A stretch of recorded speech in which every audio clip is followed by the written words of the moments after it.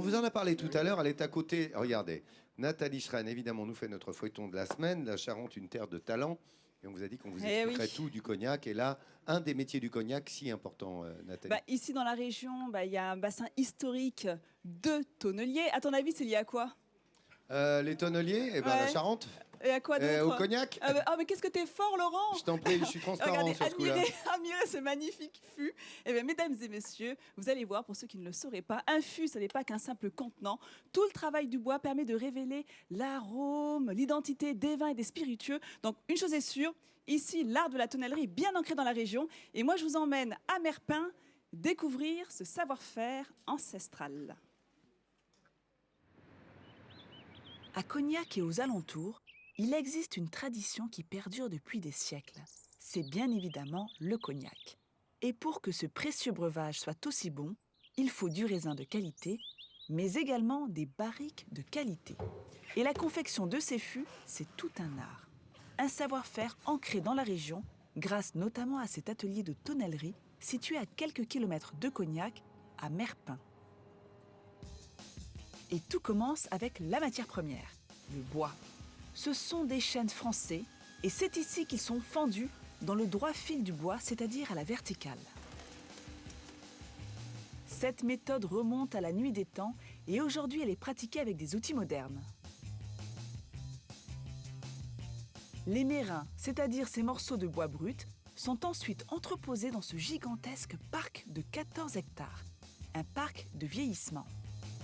Les mérins vont rester entre 2 et 5 ans sur nos parcs et vont, à travers cette période, contribuer à améliorer les qualités gustatives des vins et alcools qu'ils contiendront. Laisser vieillir le bois comme le bon vin et le cognac. C'est ça le secret d'une barrique de qualité. Autrement dit, le bois va jouer sur le goût de la boisson. Le bois, une fois vieilli, va commencer à être façonné. C'est ce que l'on appelle l'usinage. Les mérins sont découpés, on obtient alors des douelles, des planches de bois calibrées, et c'est à ce moment-là qu'il faut avoir l'œil. Ici, les opérateurs doivent repérer le moindre petit défaut. Une anomalie au niveau de la douelle pourrait par exemple être catastrophique au niveau de l'étanchéité de la barrique. Les douelles qui ont des défauts comme celle-ci, là, par exemple, c'est un trait, on la met délignée, et après elles sont retraitées encore derrière, pour pouvoir être bonnes derrière. Certaines douelles sont prévues pour le fond de la barrique. C'est le travail de Frédéric. Le laser l'aide à placer ses planches. Le reste, il le fait manuellement et surtout à l'œil. Par rapport à notre trait de laser, on ne doit pas trop dépasser pour éviter le gaspillage du bois. Et on fait tout à l'œil. On n'a pas à le mettre, on s'en sert très peu. Maintenant, il s'agit de construire la coque du fût. Elle peut être fabriquée grâce à une machine, mais ici, dans cet atelier, Olivier le fait à la main. On appelle ça la mise en robe. Olivier a reçu le titre de meilleur ouvrier de France en 2007. Tous les jours, il fabrique des fûts d'exception. Un travail de passionné. Donc le travail du bois m'a passionné. Et c'est aussi le fait de savoir que le produit que l'on fait va vivre, puisqu'il part dans tous les plus grands domaines de France et du monde. Donc c'est très passionnant de savoir que les plus grands vins vont se servir de ce produit. La barrique commence à prendre forme. Il faut maintenant qu'elle tienne. Et là, nous entrons dans un autre monde, le monde du feu. Place à ce qu'on appelle la chauffe. Tous les fûts sont chauffés afin de les assouplir et de leur donner la courbe nécessaire. C'est le travail du cintrage. La base de la barrique est resserrée grâce à ce câble pour lui donner sa forme arrondie.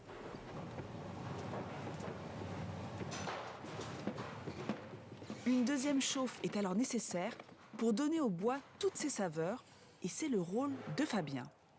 Il est tonnelier, mais également bousineur, c'est-à-dire qu'une fois le bois chauffé, une seconde chauffe est nécessaire pour cuire l'intérieur de la barrique, la toaster en quelque sorte. Les arômes du bois de chêne sont alors révélés. C'est ce qui donnera tout l'arôme au cognac. Les barriques, ça peut sentir le caramel, le pain d'épices, tout comme ça. Le bousinage est une tâche très technique, car suivant l'alcool que le fût va recevoir, le tonnelier doit modifier son temps de cuisson. Et pour gérer tout ça, il faut vraiment être passionné. Le métier de tonnelier comprend également le métier d'usineur et demande un savoir-faire un peu particulier pour gérer la flamme, pour gérer les temps. Je suis fier quand je fais sortir un joli fût. Et moi, je suis fier, spécial. J'aime bien mon métier. Je suis content de faire ce métier-là à l'heure actuelle. Restent maintenant les fonds à assembler grâce à ce joint constitué de farine et d'eau. Ensuite, le marquage, et voilà, la fabrication de la barrique est terminée. Dans cette tonnellerie, le travail manuel est vraiment mis en avant. Et la preuve de cette excellence, il y a 9 meilleurs ouvriers de France au sein de cette entreprise. David Morandière en fait partie et il est également maître d'apprentissage. Voilà, t'allonges bien tes coups sur toute la longueur de la douelle. Un métier manuel, un savoir-faire d'exception qui se transmet de génération en génération. C'est l'aboutissement un petit peu d'un travail en tonnellerie, donc pour moi c'est l'excellence. Une excellence qui ne s'arrête pas là. Cette tonnellerie va encore plus loin. Voici l'atelier des grands contenants. Ici, on fabrique des cuves de 5 mètres de haut et qui peuvent contenir entre 1000 et 60 000 litres. Un chantier pharaonique. Nous fabriquons ces cuves sur mesure. C'est assez atypique. C'est vraiment un atelier de haute couture, on pourrait dire. Un véritable atelier de haute couture où lorsque les petites mains travaillent, on a presque l'impression d'assister à une chorégraphie bien rodée.